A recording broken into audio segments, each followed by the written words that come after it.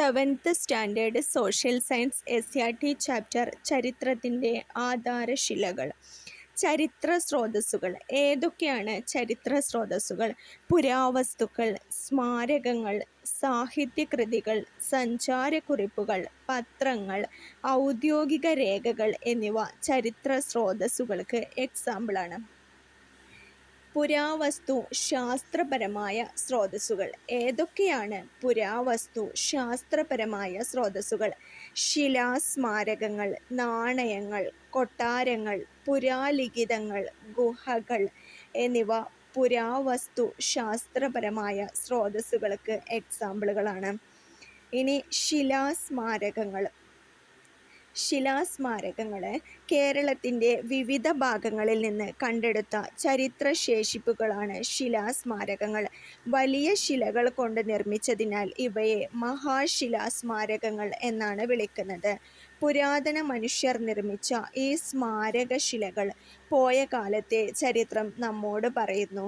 ഇതിന് എക്സാമ്പിളാണ് ഇടുക്കി ജില്ലയിലെ മറയൂർ, തൃശ്ശൂർ ജില്ലയിലെ ചിറമനങ്ങാട്, മലപ്പുറം ജില്ലയിലെ തവനൂർ എന്നീ സ്ഥലങ്ങളിൽ ശിലാസ്മാരകങ്ങളുടെ ശേഷിപ്പുകൾ ലഭിച്ചിട്ടുണ്ട്.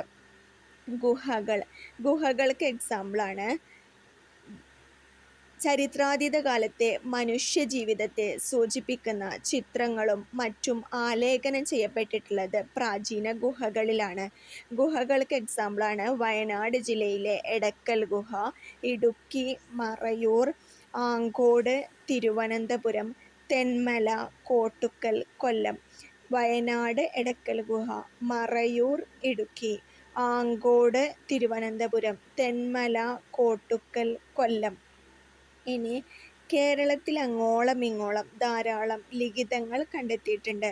ലിഖിതങ്ങൾ കണ്ടെത്തിയ സ്ഥലങ്ങളാണ് തരിസാപ്പള്ളി ലിഖിതം കൊല്ലം, തരിസാപ്പള്ളി ലിഖിതം കൊല്ലം, ജൂതശാസനം മട്ടാഞ്ചേരി, പാലിയം ശാസനം ആലപ്പുഴ എന്നിവ കേരളത്തിലെ പ്രധാന ലിഖിതങ്ങളാണ്.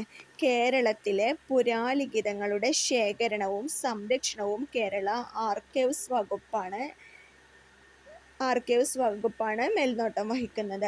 കൂടുതൽ SCRT വീഡിയോകൾക്ക് ഈ ചാനൽ സബ്സ്ക്രൈബ് ചെയ്ത് ലൈക്ക് ചെയ്യുക. താങ്ക്